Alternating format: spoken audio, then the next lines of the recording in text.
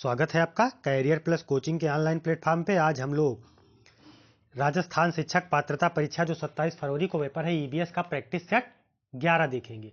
तो चलिए शुरुआत करते हैं, बढ़ते हैं क्वेश्चन की तरफ। इससे पहले आप लोग वीडियो को लाइक और चैनल को सब्सक्राइब जरूर किया करें, जिससे ज़्यादा से ज़्यादा लोगों तक यह कंटेंट पहुँच सके। तो चलिए बढ़ते हैं क्वेश्चन की तरफ। आज का पहला क्वेश्चन करा, किस राष्ट्रीय उद्यान को पूर्व में हेली राष्ट्रीय उद्यान कहा जाता था? जिम कॉर्बेट राष्ट्रीय उद्यान, राजाजी राष्ट्रीय उद्यान, दुधवा राष्ट्रीय उद्यान, उपयुक्त में से कोई नहीं। तो जिम कॉर्बेट यानी जिम कॉर्बेट राष्ट्रीय उद्यान उत्तराखंड में है ये। इसी को पहले हेली राष्ट्रीय उद्यान के नाम से भी जाना जाता था। तो आपका विकल्प कौन सा सही हो जाएगा? ए विकल्प। ठीक है, किस राष्ट्रीय उद्यान को जाना जाता था? जिम कॉर्बेट राष्ट्रीय उद्यान। अब इसका नाम बदल के आपका क्या हो गया है? ये भारत का सबसे पुराना राष्ट्रीय उद्यान है। इसका अब नाम रामगंगा राष्ट्रीय उद्यान कर दिया गया है। ठीक है, सबसे पहले इसका नाम हेली राष्ट्रीय उद्यान था, फिर जिम कॉर्बेट राष्ट्रीय उद्यान हुआ, अब वर्तमान समय में इसका नाम रामगंगा राष्ट्रीय उद्यान है। चलिए बढ़ते हैं दूसरे क्वेश्चन की तरफ। क्वेश्चन नंबर 2 कह रहा है, क्वाशरकोर नामक रोग किस तत्व की कमी से होता है? Carbohydrate, protein, vitamin, iodine. तो ये क्वारसियोरकर नामक जो रोग है ये प्रोटीन की कमी से होता है। किसकी कमी से? प्रोटीन की कमी से। ठीक है, छोटे बच्चों में क्वारसियोकर होता है और बड़े में ऑस्टियोमलेशिया। इसमें होता क्या है? हड्डियां टेढ़ी बेढ़ी हो जाती हैं। ठीक है, ये किसकी कमी से होता है? प्रोटीन की कमी से। चलिए बढ़ते हैं अगले क्वेश्चन की तरफ। रिएक्टर पैमाने से डॉट डॉट की तीव्रता नापी जाती है? ज्वालामुखी, भूकंप, सुनामी, चक्रवात। तो देखिए रिएक्टर स्केल पे क्या मापा जाता है? भूकंप मापा जाता है। तो आपका कौन सा विकल्प सही हो जाएगा? बी विकल्प, यानी रिएक्टर पे भूकंप मापा जाता है। चलिए बढ़ते हैं अगले क्वेश्चन की तरफ, क्वेश्चन नंबर 5 की तरफ।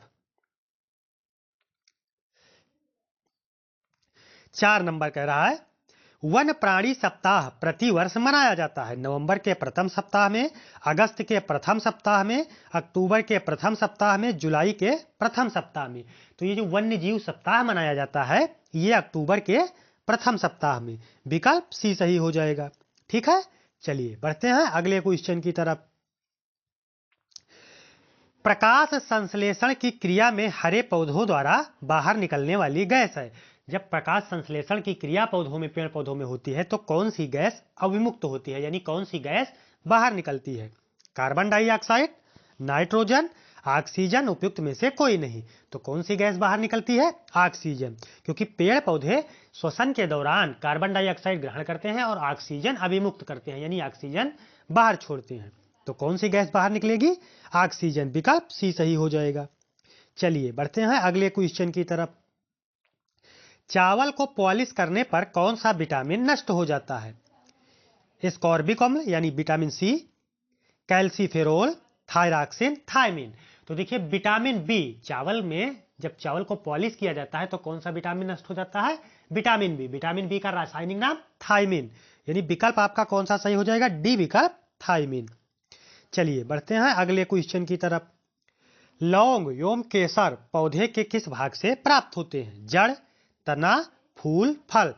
तो देखिए लौंग जो है ये फूल होता है और केसर भी फूल होता है। तो विकल्प कौन सा सही हो जाएगा आपका? सी विकल्प, फूल। ठीक है, यानी कौन सा विकल्प सही हो जाएगा? सी विकल्प, फूल। चलिए बढ़ते हैं अगले क्वेश्चन की तरफ। निम्नांकित में से कौन सा उत्तराखंड का राज्य प्रतीक नहीं है? मोनाल, बुरांश, बाघ, कस्तूरी मृग। तो देखिए मोनाल है, बुरांश है, कस्तूरी मृग है, लेकिन ये बाघ जो है ये उत्तराखंड का राज्य प्रतीक में नहीं आता है। तो विकल्प कौन सा सही हो जाएगा? सी विकल्प, बाघ। ठीक है, चलिए बढ़ते हैं अगले क्वेश्चन की तरफ। हमारे पर्यावरण को बचाने के लिए 3 प्रकार के आर हैं, यानी ट्रिपल आर। तो जो ट्रिपल आर है उसका मतलब क्या है? आर का मतलब कम उपयोग, पुनः चक्रण, पुनः निर्माण, पुनः उपयोग, पुनः संरचना, पुनः निर्माण, कम उपयोग, पुनः चक्रण और पुनः उपयोग। कम उपयोग, पुनः चक्रण और पुनः संरचना, यानी कम उपयोग। ठीक है, फिर पुनः चक्रण और फिर पुनः उपयोग, यानी पहले बार में कम उपयोग करेंगे, फिर उसका पुनः चक्रण करेंगे और फिर उसी का उपयोग करेंगे। तो ट्रिपल आर का क्या मतलब हो जाएगा? कम उपयोग, पुनः चक्रण और पुनः उपयोग, यानी विकल्प सी सही हो जाएगा। चलिए बढ़ते हैं अगले क्वेश्चन की तरफ। ऊर्जा का अप्रदूषकीय स्रोत है नाभिकीय ऊर्जा, सौर ऊर्जा, पेट्रोल, डीजल। तो पेट्रोल, डीजल और नाभिकीय ऊर्जा, इनसे प्रदूषण होता है, अत्यधिक होता है। लेकिन जो सौर ऊर्जा है यह अप्रदूषकीय स्रोत में आएगा। सौर ऊर्जा से कोई प्रदूषण नहीं होता है। तो विकल्प कौन सा सही हो जाएगा? बी विकल्प, सौर ऊर्जा। चलिए बढ़ते हैं अगले क्वेश्चन की तरफ। पृथ्वी का उष्मायन का अर्थ है ग्रीन हाउस गैसों द्वारा पृथ्वी के तापमान में वृद्धि, समुद्र में ज्वार भाटा आना, घने जंगलों से वायुमंडल में गैस उत्सर्जन, पवन ऊर्जा के कारण पृथ्वी के ताप में वृद्धि होना। तो पृथ्वी के उष्मायन का क्या मतलब है?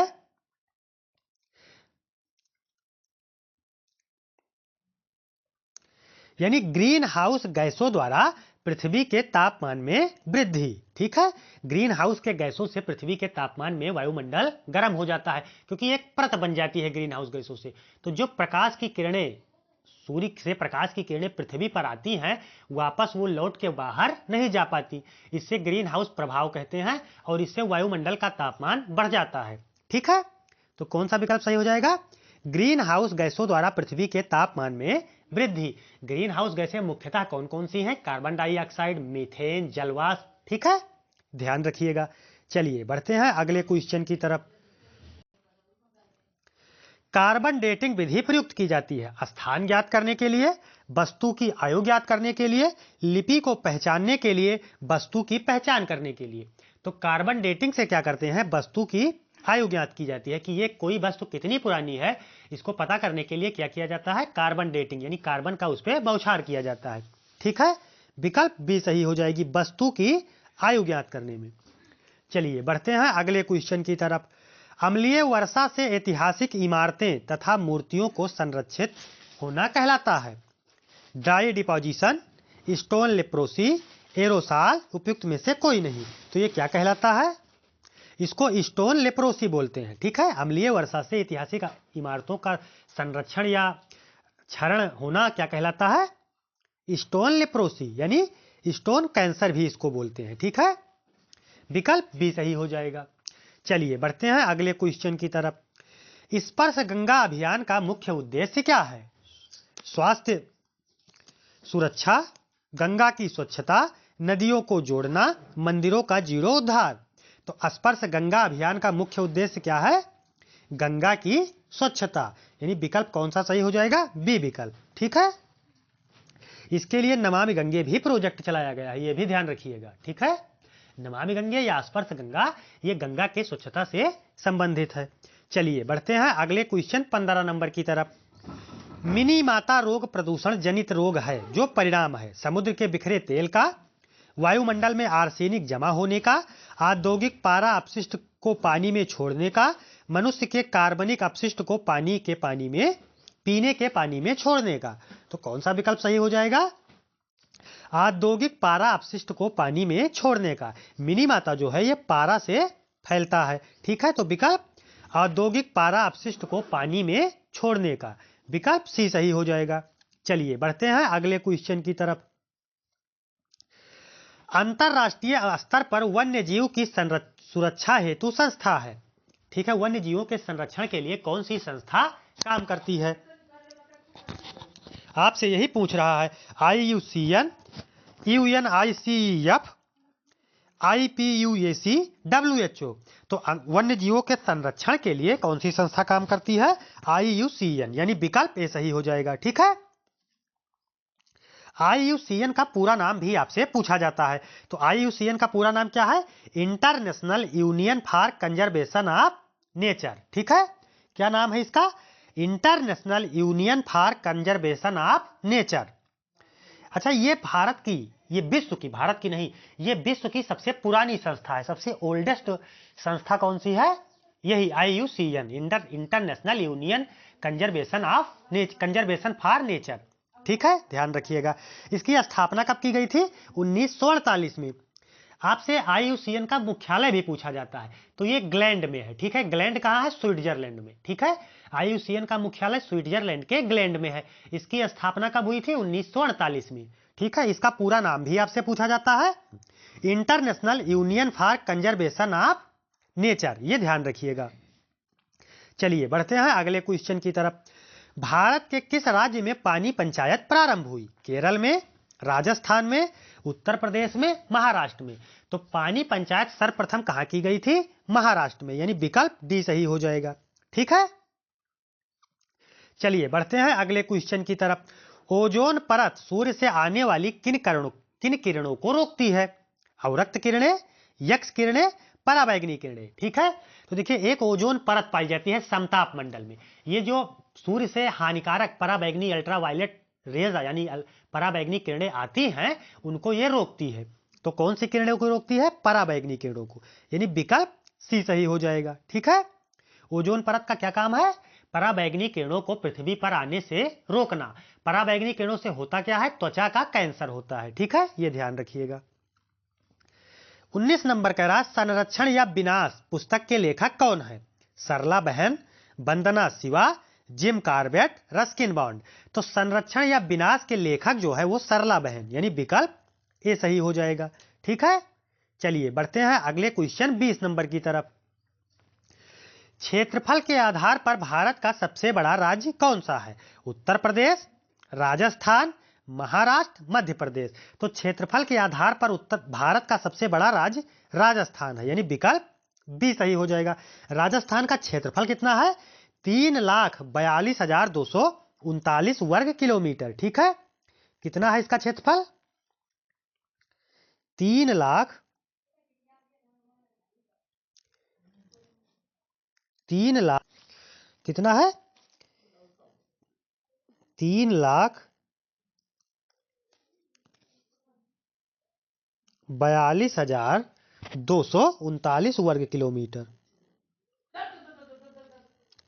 239 वर्ग किलोमीटर, यानी विकल्प बी सही हो जाएगा। अच्छा, दूसरे नंबर पे कौन सा स्टेट है? मध्य प्रदेश। इसका कितना क्षेत्रफल है ये भी ध्यान रखिएगा। 3,08,252 वर्ग किलोमीटर, ये मध्य प्रदेश का है, ये दूसरे नंबर पर है। ठीक है, अच्छा सबसे छोटा आपसे पूछा जा सकता है, ये सबसे बड़ा था तो सबसे छोटा भी तो पूछा जा सकता है। सबसे छोटा गोवा।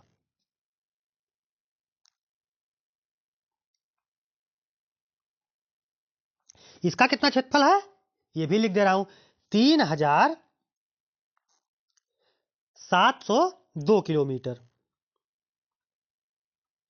702 वर्ग किलोमीटर। ठीक है, ये ध्यान रखिएगा। चलिए बढ़ते हैं अगले क्वेश्चन की तरफ। तो विकल्प आपका कौन सा सही हो जाएगा? राजस्थान, 3,42,239 वर्ग किलोमीटर। ठीक है, चलिए बढ़ते हैं अगले क्वेश्चन की तरफ। 11 जुलाई को मनाया जाता है विश्व स्वास्थ्य दिवस, विश्व जनसंख्या दिवस, अंतर्राष्ट्रीय महिला दिवस, विश्व जल दिवस। तो 11 जुलाई को क्या मनाया जाता है? विश्व जनसंख्या दिवस, यानी विकल्प बी सही हो जाएगा। ठीक है, विश्व जनसंख्या दिवस। चलिए बढ़ते हैं अगले क्वेश्चन की तरफ। सन 1992 ईस्वी में पर्यावरण सुरक्षा से संबंधित प्रथम पृथ्वी सम्मेलन किस शहर में हुआ था? 1992 में हुआ था प्रथम पृथ्वी सम्मेलन। ये कब हुआ था? 1992 में। ठीक है, 3 से 14 जून। कब हुआ था? 3 से 14 जून। ये भी पूछा जाता है डेट, तो ध्यान रखिएगा 3 से 14 जून 1992 में। कहां हुआ था? रियो डी जनेरियो में। ठीक है, पहला पृथ्वी सम्मेलन कहां हुआ था? रियो डी जनेरियो में। अच्छा, रियो डी जनेरियो है कहां? ब्राजील का। ब्राजील के रियो डी जनेरियो में हुआ था। अच्छा, इसका एक और भी नाम है, इस नाम से भी ये पूछा जाता है। इसे पर्यावरण एवं विकास पर संयुक्त राष्ट्र सम्मेलन भी कहते हैं। ठीक है, ये भी ध्यान रखिएगा। पर्यावरण और विकास पर संयुक्त राष्ट्र सम्मेलन कहते हैं। तो 1992 में पृथ्वी सम्मेलन कहां हुआ था? ब्राजील के रियो डी जनेरियो में। चलिए बढ़ते हैं अगले क्वेश्चन की तरफ। भूमिगत जल स्तर को उसके प्राकृतिक स्तर पर पुनः लाने के लिए निम्नलिखित में से कौन सा उपाय सर्वथा उचित है? पारंपरिक फसलों का उपयोग किया जाना, धान और गन्ने के को उगाने का क्षेत्रफल बढ़ाया जाना, पाताल तोड़ कुएं का अधिक निर्माण किया जाना, औद्योगिकरण को बढ़ावा दिया जाना। तो यदि भूमिगत जल स्तर को बढ़ाना है तो हमें क्या करना चाहिए? ज्यादा से ज्यादा पाताल तोड़ कुएं का निर्माण करना चाहिए, यानी विकल्प सी सही हो जाएगा। 24 नंबर कह रहा है यदि एक मेढक एक टिड्डे को खाता है तो ऊर्जा का स्थानांतरण होगा। तो देखिए मेढक जो है ये प्रथम पोषी स्तर है, क्योंकि मेढक टिड्डा जो है ये प्रथम पोषी स्तर है, क्योंकि टिड्डा घास फूस खाता है। ठीक है, टिड्डा जो है वो उपभोक्ता, टिड्डा जो है वो उत्पादक पर निर्भर है। ठीक है, और टिड्डे पे निर्भर है मेढक। तो क्या हो जाएगा, टिड्डा हुआ प्राथमिक उपभोक्ता और मेढक हुआ द्वितीयक उपभोक्ता। तो कौन सा विकल्प सही हो जाएगा, प्राथमिक उपभोक्ता से द्वितीय उपभोक्ता को, यानी विकल्प सी हो जाएगा। क्योंकि टिड्डा उत्पादक पे निर्भर है तो टिड्डा क्या हुआ, प्राथमिक उपभोक्ता, और मेढक टिड्डे पे निर्भर है तो मेढक क्या हुआ, द्वितीयक उपभोक्ता। ठीक है, तो विकल्प सी सही हो जाएगा। 25 नंबर का निम्नलिखित को सुमेलित कीजिए। कटे और घाव में क्या लगाना चाहिए, मतलब रोग दिया है, एक तरफ घरेलू उपचार दिया है। कटे और घाव, सामान्य ज्वर, आंख की सूजन, दांत का दर्द। उपचार में दिया है ताजे धनिये के बीज से, हल्दी के चूर्ण से, मेथी के बीज की चाय, हींग के चूर्ण से। तो घाव पे क्या लगाना चाहिए, घाव पे लगाना चाहिए हल्दी का चूर्ण, यानी विकल्प आपका कौन सा सही हो जाएगा, पहले का सही हो जाएगा, हल्दी के चूर्ण, यानी घाव पे क्या लगाना चाहिए, हल्दी के चूर्ण। और सामान्य ज्वर, बुखार में क्या करना चाहिए, जब सामान्य बुखार हो तो मेथी के बीज की चाय पीनी चाहिए, यानी विकल्प दूसरे का बी का 3 हो जाएगा। और आंखों के सूजन, जब आंखों में सूजन हो तो क्या करना चाहिए, ताजे धनिये के बीज से उपचार करना चाहिए, यानी सी का 1 हो जाएगा। और दांत के दर्द के लिए हींग के चूर्ण। तो विकल्प आपका कौन सा सही हो जाएगा, विकल्प 2 3 1 4 होना चाहिए, 2 3 1 4, यानी विकल्प डी सही हो जाएगा। ठीक है, 2 3 1 4। चलिए बढ़ते हैं अगले क्वेश्चन की तरफ। पृथ्वी, निम्नलिखित में से पृथ्वी पर कौन सा पारिस्थितिकी तंत्र सबसे बड़ा है, रेगिस्तान, समुद्र, वन, कृषि भूमि। तो सबसे बड़ा पारिस्थितिकी तंत्र, यानी सबसे विशाल पारिस्थितिकी तंत्र कौन सा है, समुद्र। विकल्प बी सही हो जाएगा। पर्यावरण एवं वन मंत्रालय भारत सरकार द्वारा पर्यावरण के क्षेत्र में दिए जाने वाला पुरस्कार है पर्यावरण मित्र, पर्यावरण श्री, तरु मित्र, वृक्ष मित्र। तो भारत सरकार द्वारा सर्वोच्च पर्यावरण के क्षेत्र में पुरस्कार जो दिया जाता है उसका क्या नाम है, वृक्ष मित्र, यानी विकल्प डी सही हो जाएगा।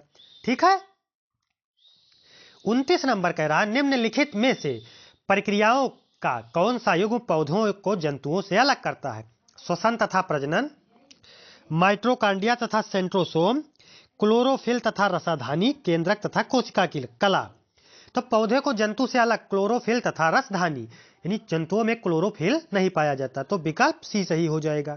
ठीक है, चलिए बढ़ते हैं 30 नंबर आखिरी क्वेश्चन की तरफ। भोपाल गैस त्रासदी किस गैस के कारण हुई थी, ammonia, methane, methyl cyanide, methyl isocyanide. तो ये भोपाल में हुआ था। ठीक है, यूनियन कार्बाइड नाम की एक कंपनी थी, उसी में ये हुआ था। तो किस गैस के रिसाव से हुआ था, मिथाइल आइसोसाइनाइड। ठीक है, ये बहुत बड़ी गैस त्रासदी थी। 30 क्वेश्चन थे, आप लोग कमेंट में जरूर बताएंगे कि आपके कितने सही हो रहे हैं। ठीक है, और आप लोग चैनल को सब्सक्राइब और वीडियो को लाइक अवश्य किया करें, जिससे ज्यादा से ज्यादा लोगों तक यह कंटेंट पहुंच सके। और आप लोग टेलीग्राम चैनल से भी जुड़ जाएं, क्योंकि वहां आपको बोर्ड PDF और वीडियोज के नोटिफिकेशन मिलते रहते हैं। धन्यवाद, मिलते हैं नेक्स्ट सेशन में।